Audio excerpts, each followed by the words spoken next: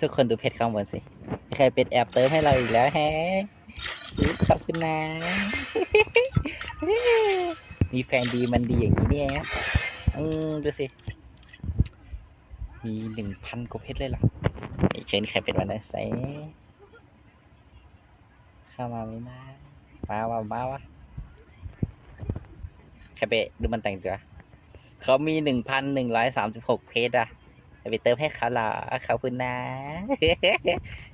แต่อย่างแรกที่เขาอยากจะทำเลยเขาจะเลือกท่านใช่อย่างแรกที่จะทำเป็นท่านแต่เป็นขอบคุณนะเดี๋ยวไอ้พวกนี้เดี๋ยวใครมารับที่หลังเดี๋ยวเรามาทำภารกิจหลักแล้วก่อนดีกว่าคือตอนนี้เขามี800 กว่าเพชรละ800 กว่าเพชรเขาต้องบริหารการใช้เพชรให้คุ้มหมด170ได้ท่าทางนี้ว่ะท่าทางนี้เขาสวยเลยเอาเลย100 กว่าชิ้นมันลดราคาไม่ได้ยังไงวะสวยเปิดเลยไหมเปิดเลยเดี๋ยวใครไปใส่60หรอนั่นมันกันเผื่อได้ใส่โอ้